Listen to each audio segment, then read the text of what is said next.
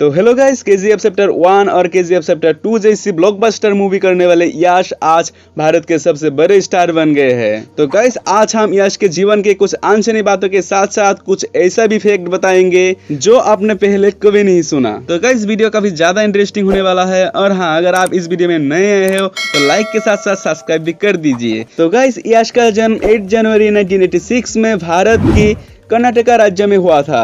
उनके पिता का नाम अरुण कुमार और उनकी माँ का नाम पुष्पा है। इसके अलावा उनके एक छोटी बहन भी है जिनका नाम है नंदिनी। यश के पिता बीएमटीसी यानी बेंगलोर मेट्रोपॉलिटन ट्रांसपोर्ट कॉर्पोरेशन में एक ड्राइवर के तौर पर काम करते थे। और गाइस, दिलचस्प बात यह है कि यश जब एक स्टार बन गए थे उसके बाद भी उन्होंने अपना काम नहीं छोड़ा था। तो गाइस, आप देख सकते हैं कि यश के जो फैमिली है वो कितना ज्यादा महान है। अगर बात करें यश की पढ़ाई के बारे में तो यश पढ़ाई लिखाई में कुछ खास इंटरेस्ट नहीं था। वो बचपन से ही एक्टिंग के दीवाने थे। इसी वजह से स्कूल के ड्रामा कंपटीशन में वो हमेशा ही पार्टिसिपेट करते थे और बचपन से ही वो अपने एक्टिंग के लिए वो लोगों से तारीफ सुनने की आदी हो गए थे। फिर इसी वजह से यश लोगों को इंटरटेन करने के लिए कुछ न कुछ करते रहते थे। हालांकि एक्टिंग के पीछे उनकी दीवानगी कुछ ऐसी हो गई थी कि 10th की पढ़ाई के बाद यश ने अपने पिता से पढ़ाई तक छोड़ने की बात कह दी थी। हालांकि यश के पिता ने यश को पढ़ाई के महत्व को समझाया और कहा कि तुम्हें एक्टिंग करनी है तो वही करो, लेकिन पहले अपने पढ़ाई पूरी कर लो। और फिर अपने पिता की बात मानते हुए यश ने यही किया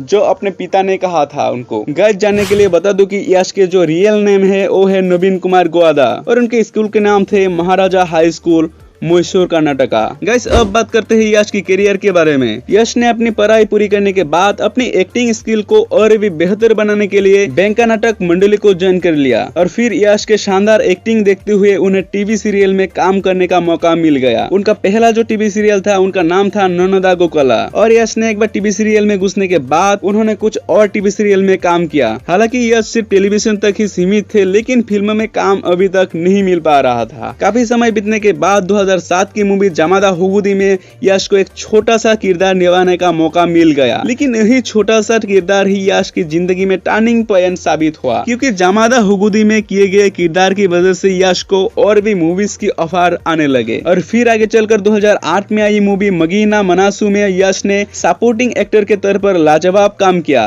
और इस मूवी के लिए उन्हें film fair award for best supporting actor से भी नवाजा गया। हालांकि दोस्तों, अब एक लीड के तौर पर काम करने के लिए पूरी तरह से वो तैयार थे। फिर उन्होंने रॉकी, केरला साथी और गोकुला जैसी कोई सारे मूवीज में काम किया। हालांकि ये तो यश के करियर की अभी शुरुआत ही थे, क्योंकि 2013 में आई फिल्म गुगली ने उनके फैन बेस को और भी ज्यादा बढ़ा दिया और ये मूवी कनाडा सिनेमा में साल की सबसे बड़ी हिट साबित हुई। और साथ ही ये मूवी कमाई के मामले में उस साल की सबसे ऊपर थी। इसके बाद मिस्टर एंड मिसेस रामाचारी जो कि 2014 में रिलीज हुई थी, इस मूवी ने बॉक्स ऑफिस पर ऐसा कमाल कर दिखाया कि यश कनाडा सिनेमा के सुपरस्टार बन गए और अब हाईएस्ट पेड एक्टर के लिस्ट में टॉप पर आ गए थे। हालांकि आगे भी समय के साथ साथ वो और भी बेहतरीन फिल्म में काम करते रहे। लेकिन 2018 में रिलीज हुई केजीएफ चैप्टर 1 के बाद से यश न केवल कनाडा सिनेमा तक सीमित रहे बल्कि उनके चाहने वाले पूरे भारत में हो गए। लोगों को उनकी ये मूवी कुछ ऐसी पसंद आई कि कनाडा सिनेमा में सबसे ज्यादा कमाई करने वाले फिल्मों की लिस्ट में केजीएफ चैप्टर 1 पहले नंबर पर आ गई थी। जिसके बाद से यश ने फिर पीछे मरकर कभी भी नहीं देखा और उन्होंने आगे ही बढ़ता गया। और गाइस, उनके बाद यश की हाल ही में रिलीज हुई केजीएफ चैप्टर 2 ने तो